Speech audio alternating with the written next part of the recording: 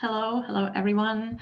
Hi everyone who joined our today's Kунштики. And this time we don't have our usual format with a lecture, but we have a very interesting guest here who agreed to be interviewed by all of us here, by me, by you, by every kid watching us today, and willing to talk to Captain Scott Kelly, an engineer and astronaut, a person who spent 340 days in a row at ISS and 520 days in space in total, and a person who's a good friend of ours, all Ukrainians, who helps us and supports us in all possible ways. Thank you, Scott, for being here, and we are all thankful for your support. Well, my pleasure, Oksana.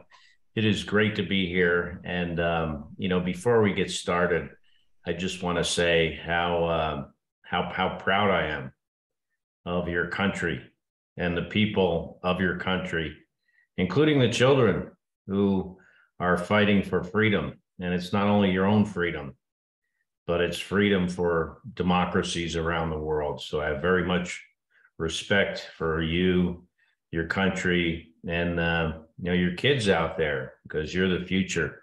And it's just so great to be able to be here with you today and tell you a little bit about myself and my career in space.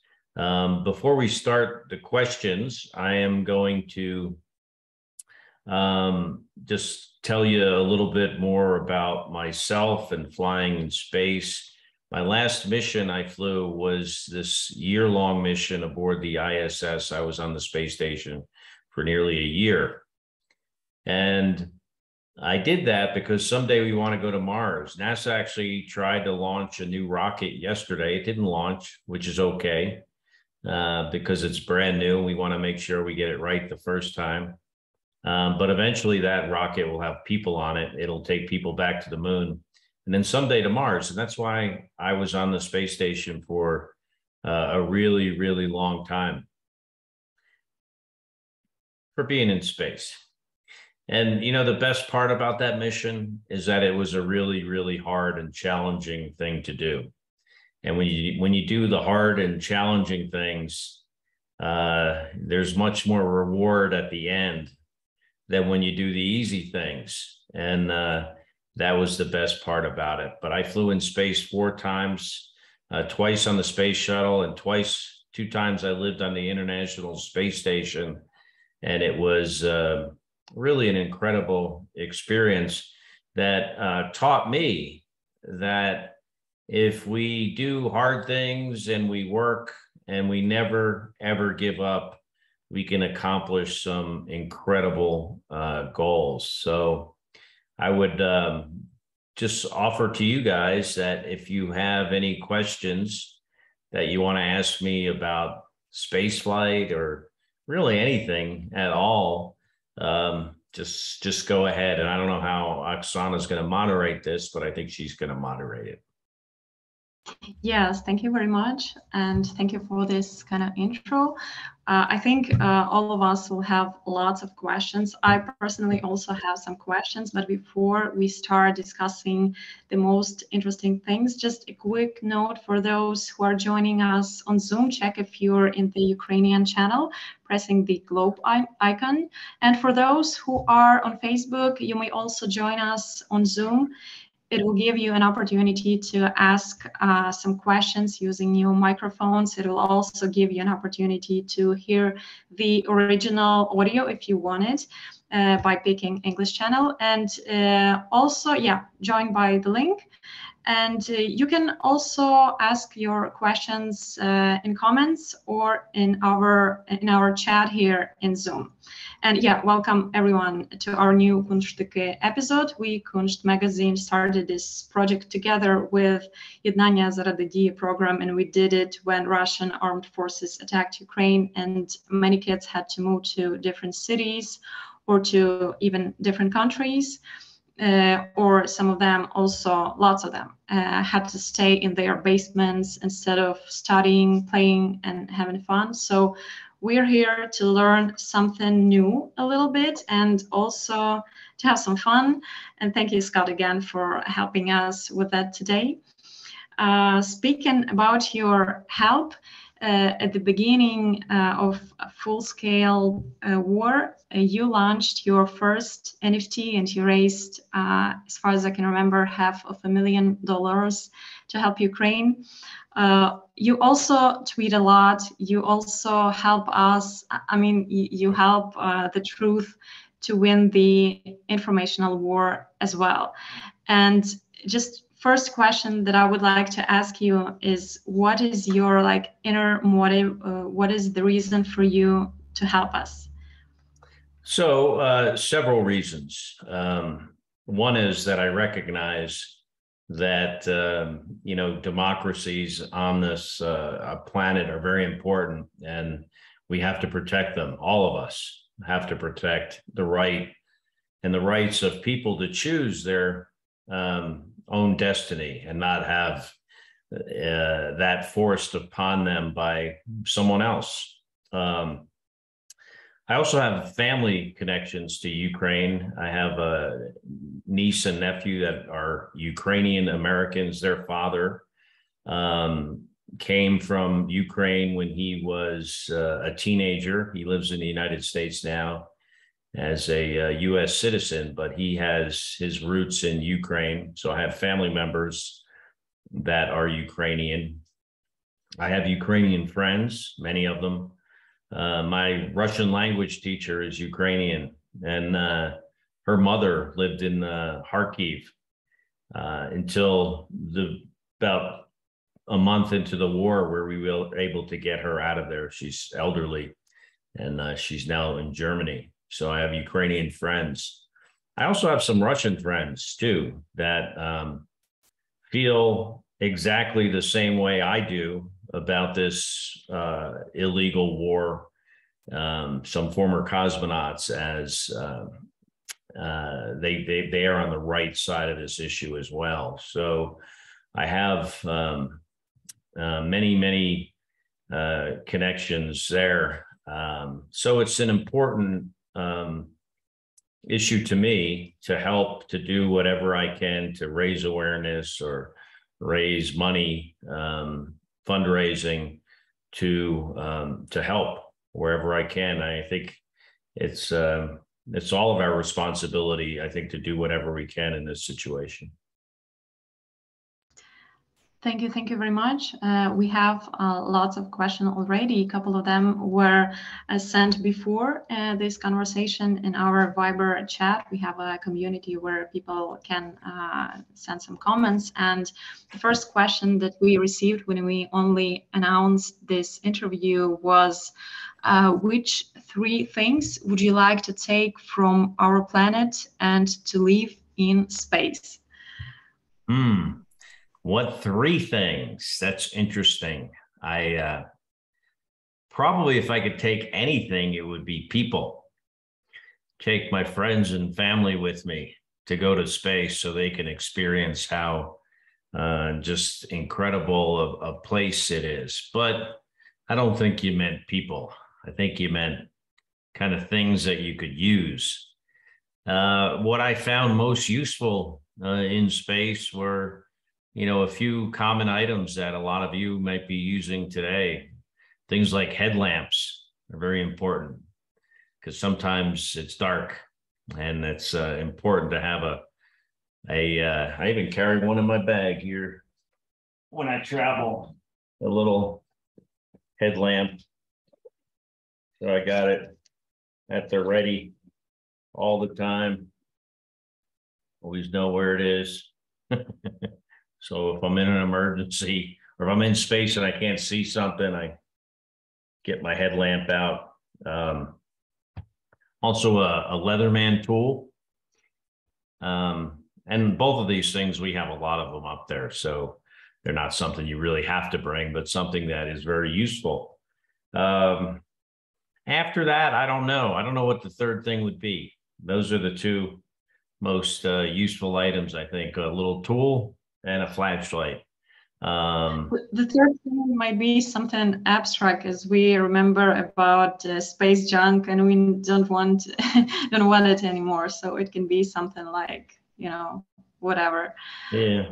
Well, certainly a watch. You need to know what time it is and accurately. So a watch is very important as well. Okay, there will be one more question from our Weber, and then we'll go to those that are writing, the people are writing right now. Where else would you like to travel in space except the orbit of our planet? I would really like to go to the moon, even though the United States went to the moon 50 years ago. I think the moon is still very fascinating. I think there's a lot to learn about Earth by going back to the moon. There's also a lot to learn about the moon, but also a lot to learn about how we will one day live and work on Mars. So the moon is a place I'd like to go. Mars, certainly. I will most likely do neither of those. Maybe one of you kids will get to go to the moon or Mars someday. You never know what opportunities you may have out there as you get older. There are a lot of other interesting places for people to go in our solar system, particularly the moons of Jupiter and Saturn, but we are really, really far away from being able to do that. But yeah, the moon and Mars are two places I would love to go. Like I said earlier, we were trying to launch NASA, a rocket that was going to fly around the moon yesterday without people on it. And this would have been the biggest rocket ever to launch off the Earth, bigger and more powerful than the Saturn V and the space shuttle as well. And we didn't launch, but that's a good thing, because the way NASA works is we want everything, especially when it's a brand new rocket, to be perfect the first time. Because we don't want to have to do this again. But the next time that rocket launches, once we get this first flight successfully home, it's going to be another probably 3 years, and then we will launch a rocket around the moon with people on it. And that'll be very, very exciting to see people for the first time in your lifetime, and many people's lifetimes, to see people fly away from Earth and explore the moon again. Speaking about the opportunities that you said maybe these kids will have, there are some questions that I promised them to ask you. So I'll probably also now ask you them. And the first question, I know it's hard to tell, but well, all the kids are different. From your experience, if I'm the kid who want to become an astronaut, and I am aware that the process of selection is really difficult, but still, how can I prepare since now to increase my chances to pass it? Yeah, so from the look of the kids I can see here, you're all pretty young. So I think the most important thing for you, if you want to work in the space program someday or fly in space, is first to do well in school. NASA and other space agencies want people that do well in school, because if you're a good student, it shows that you'll be able to learn complicated things, like how a rocket works and flies, and be able to do your job. But I also think kids, and as you get older and eventually you go to university, eventually you'll get a job, is to choose jobs and degrees that you like. Because if you like them, you're going to do better at them. And NASA and other space programs and companies want people that have done well in their jobs, because if they do well in one thing, or it's a pretty good sign that they're going to be able to perform well in others. So choose what you like, work really hard at it, never give up. But I guess it doesn't stop, like it doesn't get easier when you already become an astronaut, as like the main challenges are only beginning. And even like just leaving at ISS, this question will be a little bit like silly, but I'm interested in what and how you're gonna respond it. If we rate ISS as we rate hotels from like 1 star to 5 stars, what would be the rate of it? As of course, the view from cupola, it's like 100 stars. But what about the rest, like temperature, smell, taste, I mean, sleeping in gravity? What is relatively comfortable and what is totally hellish on ISS? I mean, just Well, leaving that. the space station, even though it's more expensive than any other hotel ever built by far, is still in a very dangerous, challenging environment in microgravity. There's more radiation there than on Earth. It is comfortable in some ways and not comfortable in others. As an example, it's normally the temperature and humidity are normally good, but the fact that you're floating and all the fluid inside of you is floating means that you generally have like pressure in your head. That's not comfortable. The carbon dioxide can sometimes be high. So the air that we breathe has too much carbon dioxide in it. So that can be uncomfortable as well. Sleeping, although you might think floating and sleeping are, it would be really, really comfortable. In some ways it is, but other ways it's not, because we like the feel of a pressure of a blanket and your head on a pillow, and you can't experience that in space. So I wouldn't give it 5 stars. I also wouldn't give it a 1 star. It's just kind of hard to compare it. But it's definitely a what we would call a harsh living environment for a few of those reasons, and some place that's not for everybody, but it is for some people, and I would go back there in a second. I didn't know this about like until yesterday, that when astronauts close their eyes, they see light flashes as cosmic rays, as far as I understood, interact with the optic nerve. How does it feel? Yeah, so the space station flies above the Earth and above a lot of the protective magnetic field of the Earth. My first flight that I flew was to the Hubble Space Telescope, which is even higher.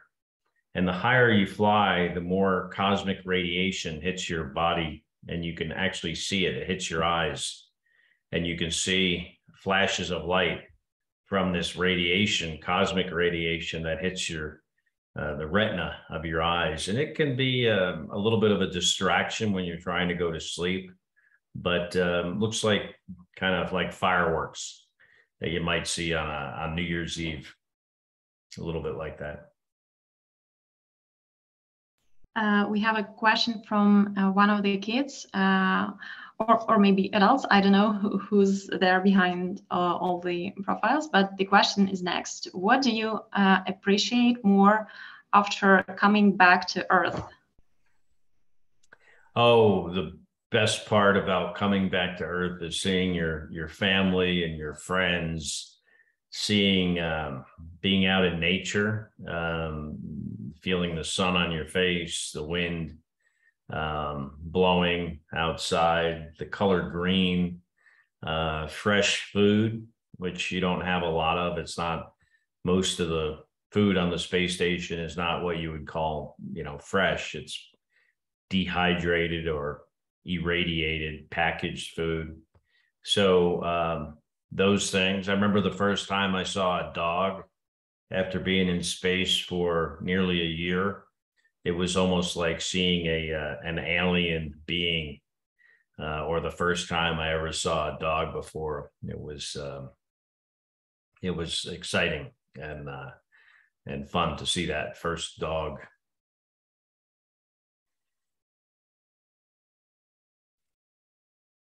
Since we started to talk about coming back to Earth from the space mission, I know you also sailed, so you may approve it or deny it, but I've read that people who come back after a long sea trip, they can like feel certain vibrations like waves of the ground, and many, like in general, many other repeated activities can change the way our brain perceives the reality.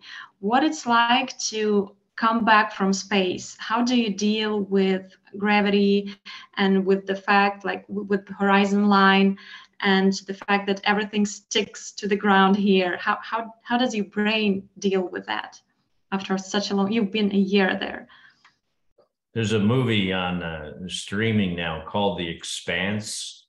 I've seen the first episode. I want to watch more, but one way they torture people that live in space and that live in space their whole lives is they bring them to Earth as the form of torture because of gravity. So when you've been in space for a while, gravity can be kind of painful. It makes you dizzy, which makes you then nauseous. You feel sick, you're tired, your joints and muscles hurt. Because in the absence of gravity, you lose muscle mass, you lose bone mass, and it takes a while to feel better again. But you get better, like most things in life. If you stick with it and never give up, things get better. Okay, we have many questions here that are in our chat and in comment. But if somebody has some question that you want to ask, like we can unmute your microphone and let you do this. So show me a sign. You can show me with your hand or any kind of movement. I'll recognize you and we're gonna unmute you. And don't worry, you will ask it in Ukrainian and your question will be translated. So please, if somebody wants to ask something, you can do it right now, and you'll have an opportunity to do it later. So don't worry. Yeah. Okay. Come on.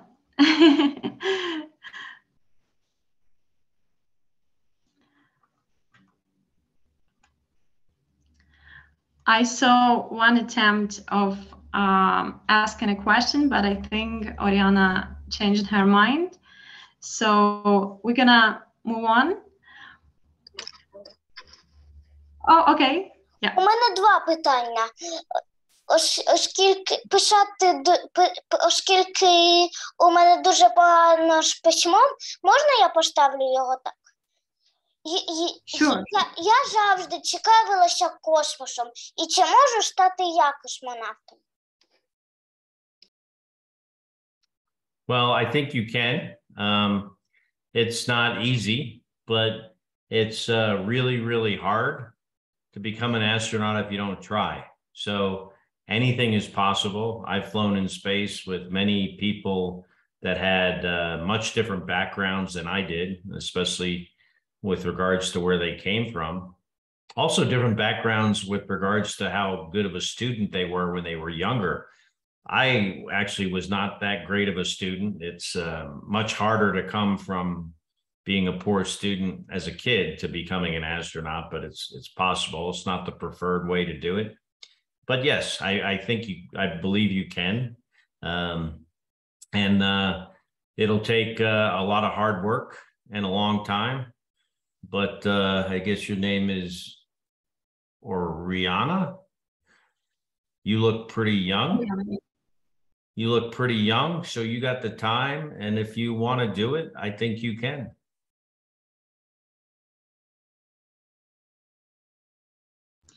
As far as I can remember, Oriana had another question. За ці слова. Okay. You're Okay, welcome. maybe one piece of advice that you can tell us about how to deal with fear. I know you've done extravehicular activities for 3 times, and for me it seems like something very scaring. Probably not the most scaring thing. So what is actually the most dangerous possible situation that can come in space, and how astronauts deal with them all, and how to deal with the fear itself? Well, fear is a very, very important emotion. If we didn't have fear, and if we didn't get scared, we probably wouldn't have survived as a species. We probably would have just all gotten eaten by the saber-toothed tiger, maybe. And we wouldn't have evolved without fear. So fear is a natural emotion.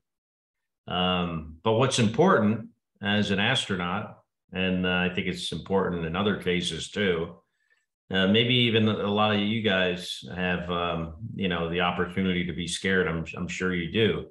But understand that that's normal. And how I was always able to deal with that is to focus on the things that I could control. I could control how prepared I was for my job. I could control things about my relationships with my friends and family, my crew members. I could control taking care of the people I was with and supporting them. But things you can't control is like what happens with the rocket in the engine. You might not have control over that. Sometimes bad things happen in space. Accidents do happen. You can't, there's certain things that are just beyond your control. So try not to let those things affect your performance and your behavior. Understand that they're there. It's important to be aware of them, but focus on the stuff that you have control over. And I think in the situation in Ukraine, there's a lot of opportunities, unfortunately, to practice and demonstrate that important skill. As far as the most scary thing about being in space, I think it's, related to the very, what we call dynamic events, the launch, the landing, spacewalks. But if you focus on the stuff you can control and the things that are important, you don't let that fear overpower your ability to do your job. Thank you. We have another person who wants to ask a question. Danilo, I'm asking you to unmute. Please do this. And я хочу задати запитання, чи приємно вам перебувати в космосі, чи приємно вам там перебувати, чи приємні у вас відчуття там в космосі, чи приємно вам там спілкуватися з людьми? Well, certainly I like being in space. Otherwise, I probably would have only flown in space one time and I would have stopped after. But I really liked the job. And it's not that I liked being in space necessarily. Parts of it are fun. The view out the window is great. To see the Earth from space. But what I liked about it mostly is that it was a really hard and challenging thing to do. It was a job that had consequences if you didn't perform it correctly. So it was a very serious job. And I also liked being up there with my crewmates and being able to share that experience with them. The absence of gravity makes most things harder. So even though floating in gravity is fun, it's not something that I would choose to live in all the time because it just makes so many things harder to do. Imagine your rooms where you are if there was no gravity.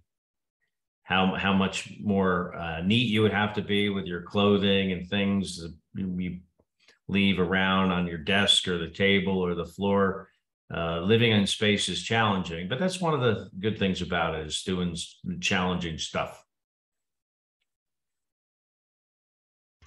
Thank you for your answer, and I'm inviting another person here who's who signed in as Danilo. Please unmute. I'm asking you to unmute, and you're now able to talk.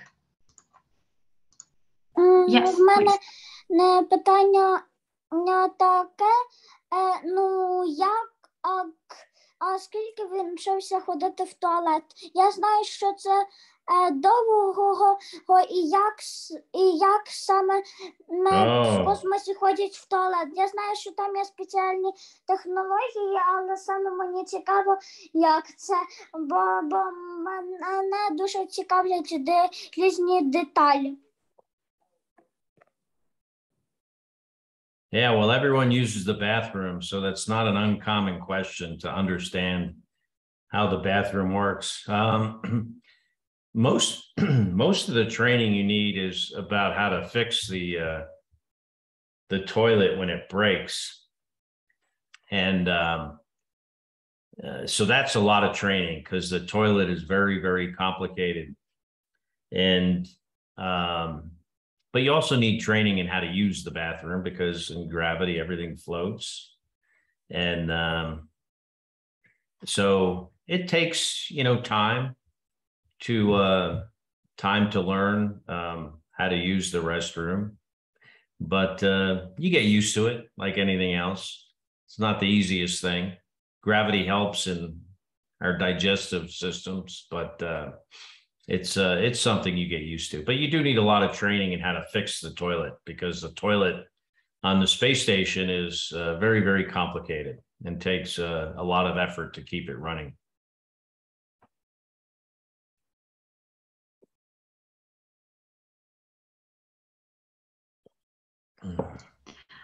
Ганна, будь ласка, став своє запитання, ми тобі даємо мікрофон. Скажіть, будь ласка, у мене до вас є декілька питань. Як ви вважаєте, людство зможе дослідити інші галактики, крім Сонячної системи, крім Чумацького шляху? Чи зможемо ми піти далі?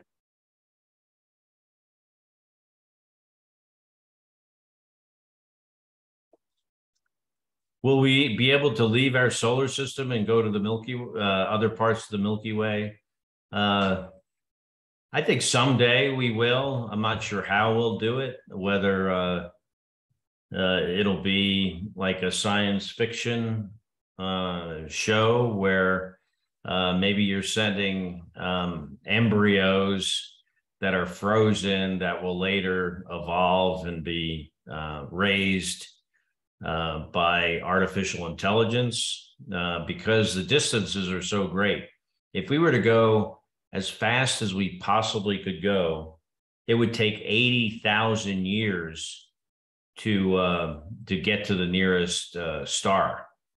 So that's not something that humans could survive. And could they survive that if they were awake and multiple generations? Probably it would be very challenging. But I believe in technology. I think someday we will travel beyond this solar system in some capacity, because if we don't, in about 1 billion years, this planet will not be survivable because of the sun. And the sun at some point will cause the atmosphere of the Earth to just be destroyed. Eventually, the whole planet will be destroyed by the sun, but we don't have to worry about that. That's so far in the future.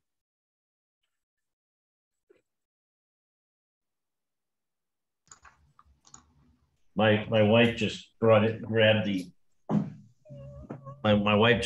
the flag that we fly in the front of our house. This one. I'm sure you guys recognize it. Yeah, of course, yeah. This is normally outside of our house, right there. Wow. Hannah is ready to ask the next question. Yeah, thank you for your flag and for everything, for the way you communicate with people through your flag. on your house. Thank you very much. Ганна, можеш запитувати свої запитання, ти з мікрофоном.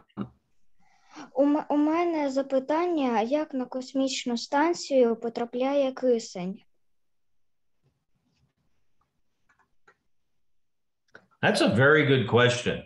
As you know, we need oxygen to breathe, and you know, space has no air. It's a vacuum, no oxygen. It has some oxygen molecules, but they're so far and few between, and they're not something you could use. So on the space station, we get oxygen through a few ways. One is we fly oxygen in tanks to the space station.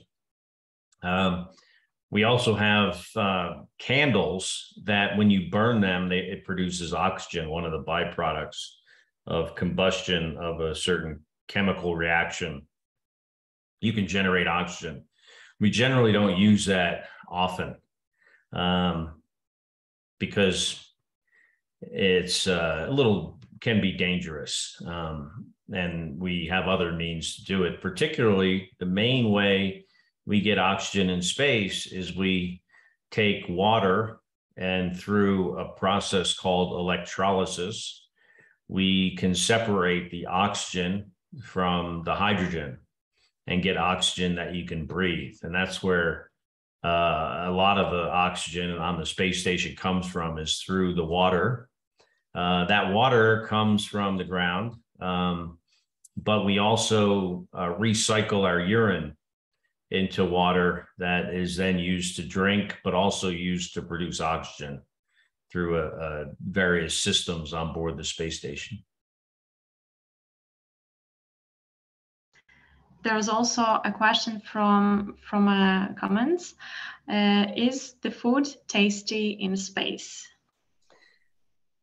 Well, you know, if space food was really good and tasty, we would have restaurants that were called space food. That would be their name. And I think they would be very popular because people generally are interested in space, which means they should be interested in space food, except it's all not really that great. Some of it I would eat on the ground. There's a granola breakfast, dehydrated breakfast thing I would eat on the ground. There's some other items, but generally speaking, space food is like, you know, military meals that your defenders your heroes might be eating, or food that you would use if you went camping that you added hot water to make it to where you could eat it. So not that great. What you miss up there is fresh food. We don't have much of that, but it's good enough. I never really was craving Earth food that much, even after being a year in space. There's also one question that I promised kids to ask you before, and it's about some activities. How do astronauts have their rest? Do they have some hobbies when they are up there? How they like celebrate things like birthdays or New Year's? What do they do except working? Yeah, holidays are very important on the ground and in space, and we celebrate some holidays. The crew members have to get together and decide which holidays they want to have off from work. So there is some compromise there between crew members. But yeah, we do definitely celebrate birthdays, and we even give each other presents sometimes that are wrapped presents in wrapping paper. I flew wrapping paper on board the space station to wrap presents. And the big holiday we celebrate is New Year's Eve, because that's New Year's Day, New Year's Eve, because that's almost a universal holiday for all cultures. So that was always a very important one.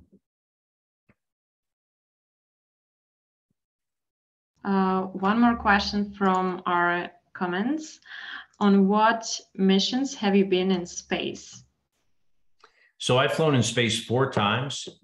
The first time I flew in space, it was in 1999. So that might even be before some of your parents were born, certainly before you were born. That was a mission to the Hubble Space Telescope, which is an incredible telescope the size of like a bus, really big, sees really far back into time. Not as great though as this James Webb telescope, which we just launched here and got operating fairly recently, which is 100 times more powerful than Hubble. But my first flight was on Hubble. My second flight, I was the commander of the space shuttle to the space station, and that was in 2007. And my last time, my third flight was in 2010, where I lived on the International Space Station for 6 months. And then my final flight, I spent 340 days on the space station. And when I got back from that, I retired from NASA and spaceflight to let the younger guys like you take up the reins of flying into space. There are one like almost similar questions, so I'll mix them up together. Why did you choose a career as an astronaut? And also one more question, do you like your job? If so, then why? Well, I was a pilot in the Navy. I flew, I was a fighter pilot in the Navy, US Navy. I flew the F-14 Tomcat off of aircraft carriers.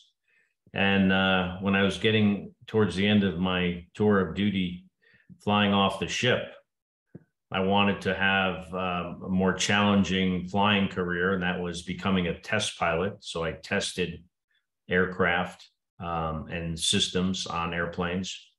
And then it just seemed like a natural progression for me to then try to become an astronaut, because the space shuttle is the most complicated aerospace vehicle ever built, and I wanted to fly the most complicated thing. So it was natural for me to want to become an astronaut, I think. And I didn't really become an astronaut to like live and work on the space station for a long time. I never really even considered that much, to be honest with you, but I wanted to fly the space shuttle.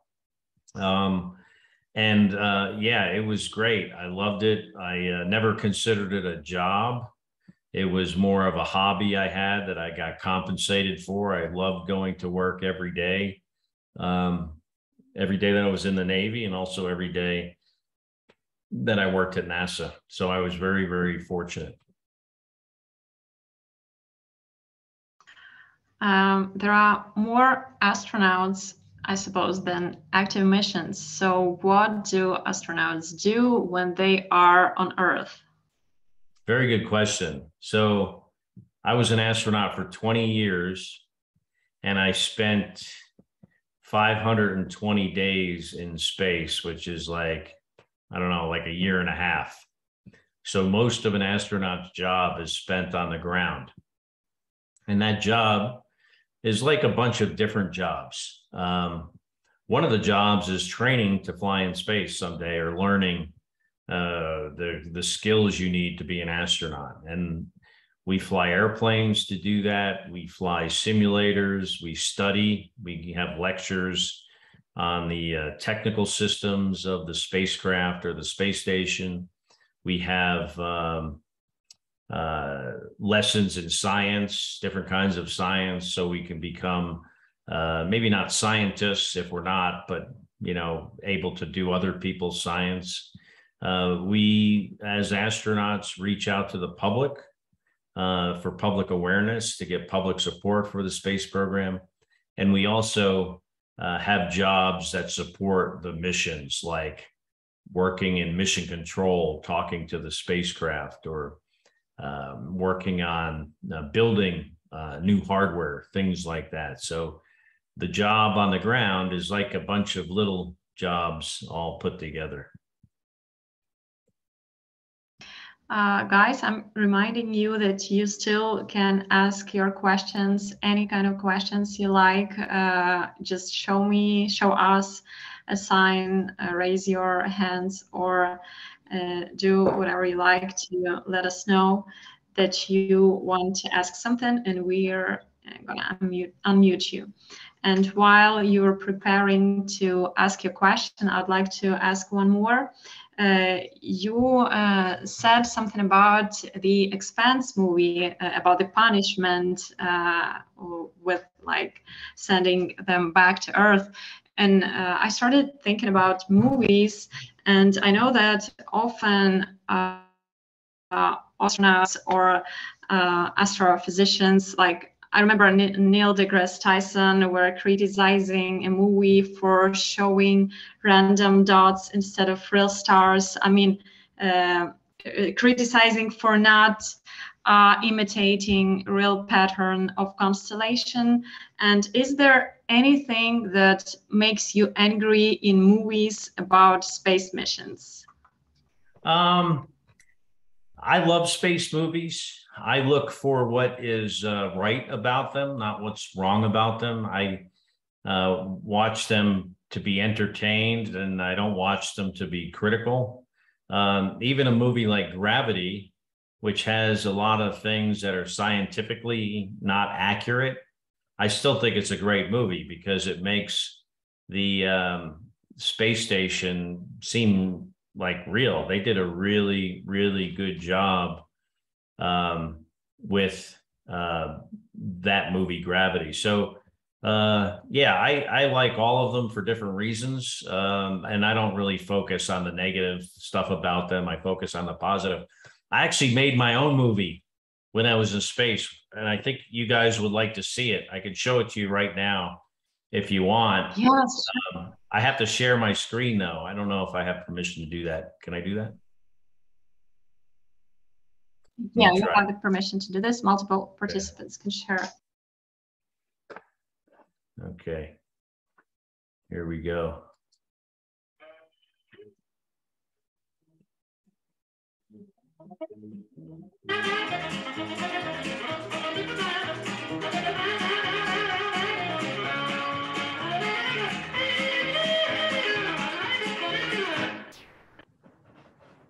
All right, that was my movie I made. What do you think? Any good? Sorry. I just wanted to ask folks if anybody's interested in how did you achieve such a success as a movie director. Probably somebody of you has some questions.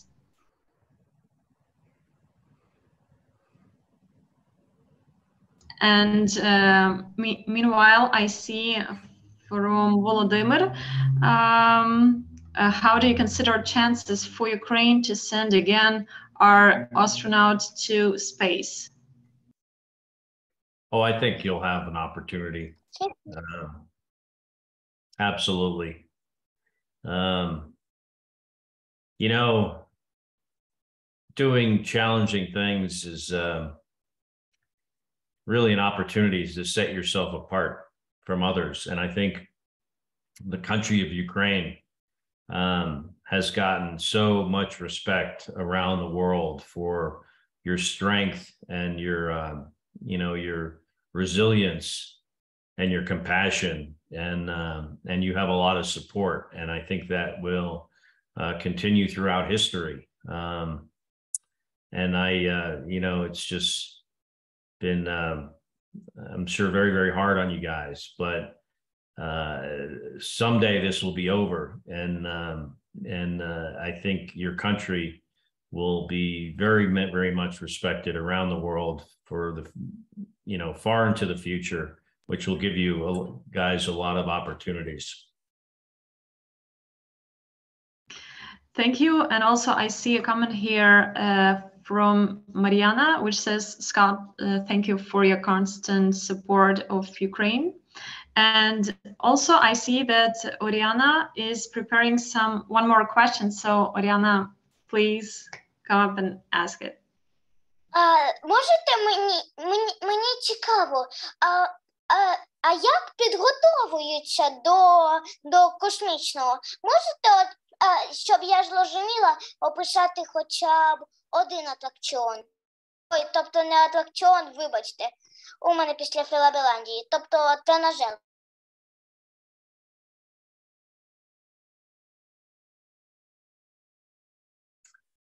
Wow. So I don't know how old you are, Ariana, but that's a very good question. And you seem very interested. And I can envision you being an astronaut someday, because having an inquisitive mind is very important. But the training is in different places around the world. We have, it's an international space station, so we have training in different countries. The training is a lot of lectures, a lot of studying, a lot of simulators.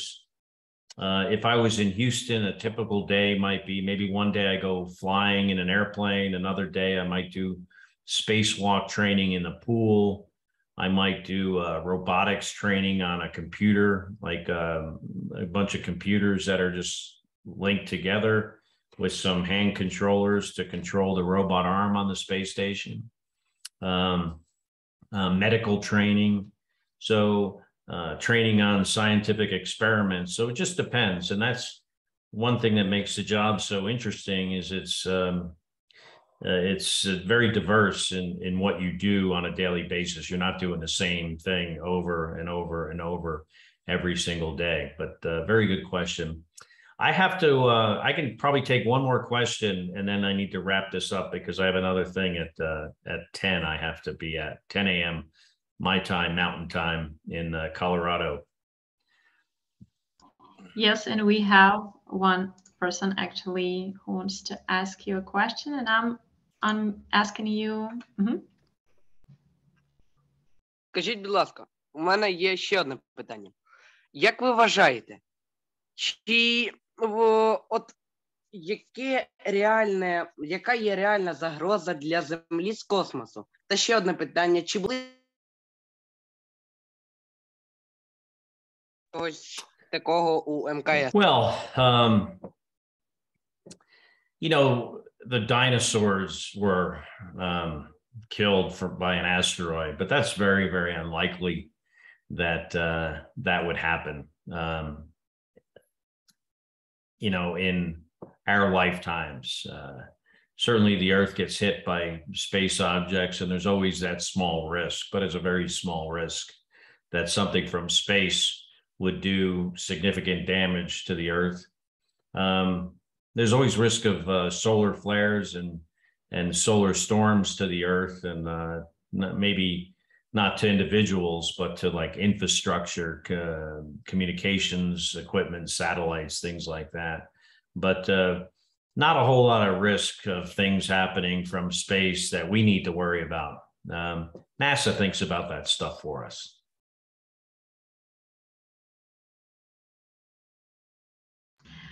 Thank you, Scott, very, very much. As far as I can understand, you are now late for your next meeting, but we are very, very thankful for your time and for everything else beyond your time. We wish you good luck, and we also hope to see you once again. We already had 3 years ago an interview with you, and I hope we'll meet somewhere again. Thanks a lot. And if you want to say something, yeah.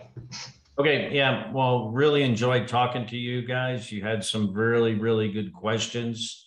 I know life is tough for you. I feel for you. I wish there was more I could do to help. But you are strong, and you are my hero. And I want you to know that. And I want you to continue to fight, and in every way you can, because your fight is our fight too. And really appreciate everything that Ukraine is doing for for freedom and liberty around the world. So thank you. And I wish you all very well. Thank you. Thank you. I see many thankful words to you in our comments. Thank you very much.